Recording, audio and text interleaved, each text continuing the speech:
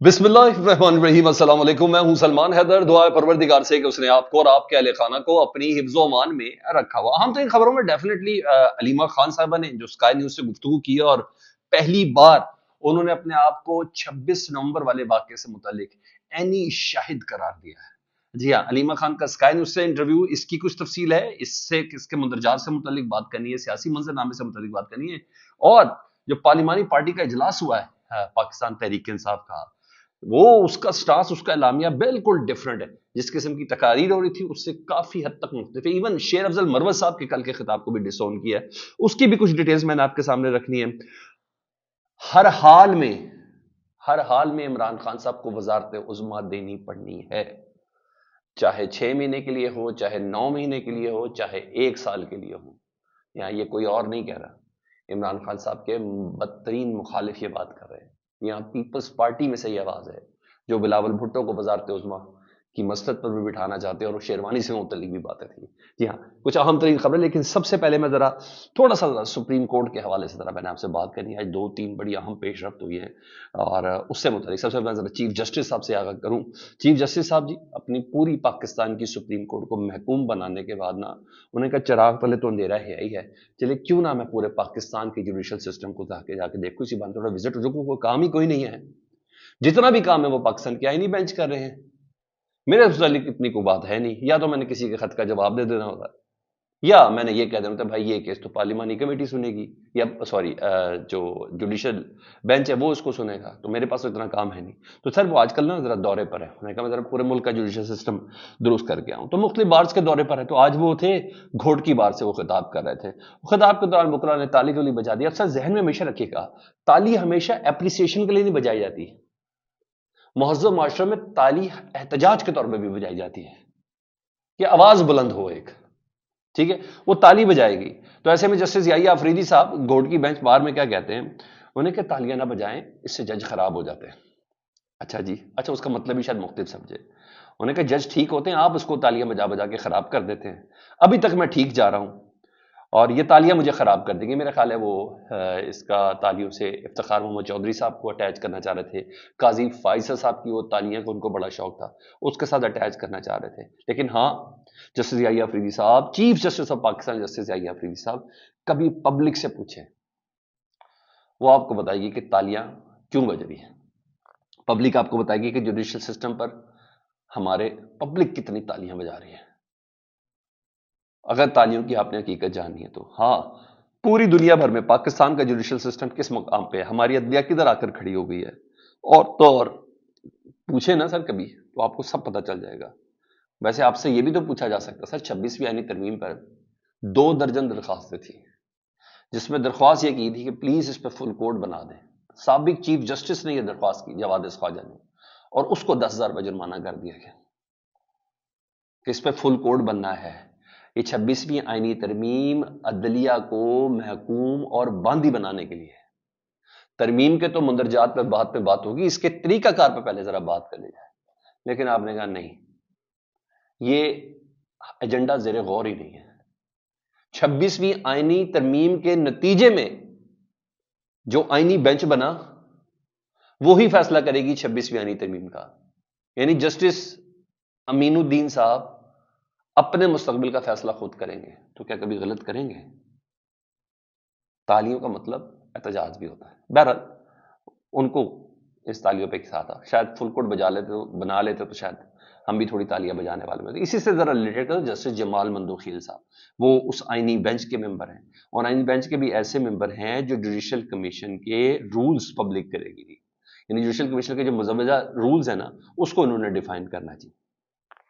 तो जस्टिस जजिस तैनाती के हवाले से स्पेशली आपको पता है, और जजिस तैनाती के हवाले से जस्टिस मंसूर अली शाह साहब ने जस्टिस जमाल मंदोखील साहब को खत लिखा था कि सर जरा देख लें, 26वीं आईनी तरमीम को देख लें, जजिस के मेरिट को जरा देख लें, किस तरीके से जो नाम सामने आई जा रहे हैं, यानी मेरिट ही वो रख दिया गया कि इमरान खान दुश्मनी, वो ट्रायल कोर्ट का जज, यानी दिलावर साहब हो गए या अर्जुमन साहब हो गए या जो भी निजामुद्दीन हो गया, वो तमाम जजेस के नाम सामने आ रहे हैं, या नवाज शरीफ का वकील हो गया वो जज बनेगा, या मरियम नवाज साहब का वकील होगा वो जज बनेगा। तो मेरिट अगर यही रख देना है तो फिर आप देख लें कि आने वाली अदलिया के साथ, एक तो अदलिया गिरवी हो ही गई, तो आने वाली अदलिया के साथ आपने क्या करना है। تو بہرحال انہوں نے خط بھی لکھا تھا جسٹس منصور علی شاہ صاحب نے، تو کہ رولز کو آپ ڈیفائن کر رہے ہیں، اور وہ کہتے ہیں کہ ہم نے، جسٹس جمال مندوخیل صاحب کہتے ہیں کہ ہم نے جوڈیشل کمیشن کے مجوزہ رولز پبلک کر دیے اور ہم نے اس میں لکھ دیا ہے کہ اگر کوئی جوڈیشل کمیشن کے ممبر کو اپروچ کرے گا، اگر کوئی جوڈیشل کمیشن کے ممبر کو اپروچ کرے گا تو وہ نااہل ہو جائے گا. مطلب اگر کوئی سفارش کرے یا کوئی سفارش کروائے ٹرائل کورٹ کا جج، ہائی کورٹ کا جج اسلام آباد یا لاہور ہائی کورٹ کا جج بننے کے لیے، کہ سر مستقبل میں یا لابنگ کروائے کہ سر مستقبل میں آپ کا خدمت گار رہوں گا، پلیز مجھے ایلیویٹ کروا دیں، مجھے اسلام آباد ہائی کورٹ کا یا لاہور ہائی کورٹ کا مجھے جج بنوا دیں.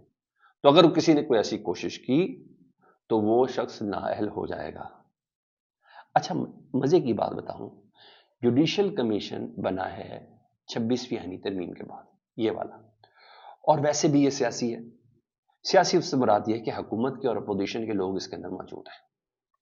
وزیر قانون پہلے تھے، وہ بھی ڈیفینیٹلی حکومت سے ریلیٹڈ ہے. اٹارنی جنرل پہلے تھے، ڈیفینیٹلی وہ بھی حکومت سے ریلیٹڈ ہے. تو اس کا بیلنس ویسے ہی آؤٹ ہو چکا.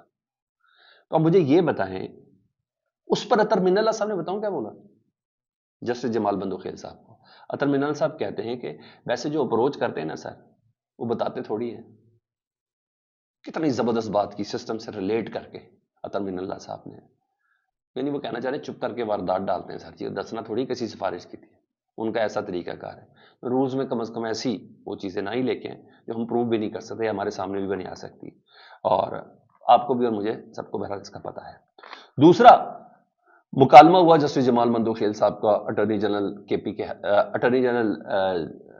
پی کے سے، اور اس اٹارنی جنرل کے پی کے نے کہا سر آپ نے ابھی تک سپریم کورٹ نے کیا نوٹس لیا ہے؟ کے پی کے ہاؤس پر حملہ ہوا تھا، اسلام پولیس اندر داخل ہوئی تھی، وزیر اعلیٰ کو ڈھونڈتے بھی توڑ پھوڑ کی، املاک کا نقصان پہنچا، آپ نے ابھی تک اس پہ کچھ کیا؟ اس پر جمال مندوخیل صاحب کہتے ہیں عدالت میں سیاست نہ کریں. لیں، کے پی کے ہاؤس کو توڑنا، اس کو دروازے توڑنا، اس کے اندر داخل ہونا، چیزوں کو توڑ پھوڑ کرنا، وہ کہتے ہیں کہ یہ سیاست ہے، آپ عدالت میں سیاست نہ کریں، یہ عام لوگوں کے مقدمات ہیں. بھائی صوبے کا ہاؤس توڑا گیا ہے جو وفاق کی ایک اکائی ہے، فیڈریشن کی ایک اکائی ہے، اس کے ہاؤس کو توڑا گیا ہے. کیا یہ صوبے کی نشانی نہیں ہے؟ مگر ان کی انڈرسٹینڈنگ یہ ہے. تو میں نے کہا میں ذرا پہلے یہ خبریں بتا دوں، اب ذرا آؤں ذرا شاہد خاقان عباسی صاحب کی طرف. وہ آج ایک بار سے خطاب کر رہے تھے، انہوں نے جو خطاب کیا اس کے مندرجات ہی ذرا سن لینا تو پھر آپ دیکھیں. وہ کہتے ہیں ملک کی تمام خرابیاں ایک طرف، اور ان تمام خرابیوں کی وجہ صرف ایک ہے، وہ ہے الیکشن چوری. جس ملک میں الیکشن چوری ہوں اور عوام کی رائے کا احترام نہ ہو، وہ ملک ترقی نہیں کرتا. عمران خان صاحب کو جیل سے باہر نکالنا ہوگا اگر ملک کو ترقی کرنی ہے، اگر ملک کو اسٹیبلٹی لے کے آنی ہے، سیاسی اسٹیبلٹی لے کے آنی ہے، تو عمران خان صاحب کو جیل سے باہر نکالنا ہوگا. کیونکہ اسے جیل میں رکھنے سے پورا ملک جمود کا شکار ہو چکا ہے. یہ جو کہتے ہیں نا ہم سرکولر ڈیٹ اتنا ختم کر دیا، ہم نے مہنگائی کی شرح اتنی کم کر دی، ہم نے اب بہت اچھے سے آپ کو پتا ہے کہ وہ اس کمیٹی کے بھی اہم ترین رکن تھے وزارت خزانہ کے. تو ان کو بزنس کے حوالے سے، کاروبار کے حوالے سے، پاکستان کی ایکویٹی کے حوالے سے، پاکستان کی امپورٹ ایکسپورٹ کے حوالے سے خود ان کو اچھا خاصا علم حاصل ہے. وہ کہتے ہیں ملک جمود کا شکار ہے. یہ ساری باتیں دائیں بائیں کی ہیں کہ بھائی ہم یہ کر رہے ہیں وہ کر رہے ہیں، کچھ بھی نہیں ہے. آپ حقائق کو تسلیم کریں. شاید خاقان عباسی کہتے ہیں تسلیم کریں حقائق کو. ملک کی اہمیت زیادہ ہے.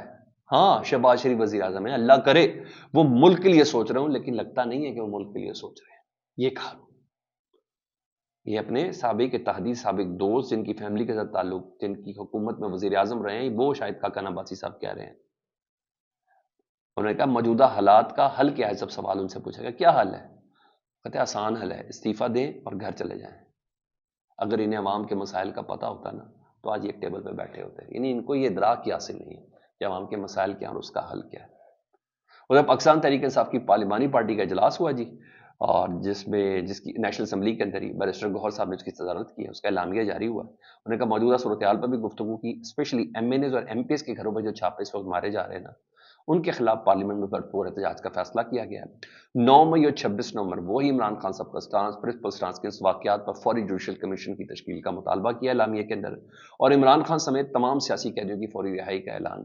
پیس میں شامل کیا گیا ہے۔ اور ہاں، یہ میرے پاس انسائٹ ہے کہ کل کے شیر افضل مروت صاحب نے جو تقریر کی تھی نا، پاکستان تحریک انصاف کی پارلیمانی پارٹی نے اسے بحیثیت پارٹی اعلان لا تعلق کیا، بہت ہی بچ گئے تھے نا، سوتن سوتن یہ بلواتے، ہم بھی جواب دیتے ہیں، یہ کرتے ہیں، وہ کرتے ہیں۔ بہرحال انہوں نے اپنے تحفظات کا اظہار کیا ہے، اصولی موقف سے پیچھے نہیں ہٹیں گے، یہاں تو یہ اجلاس ہو گیا۔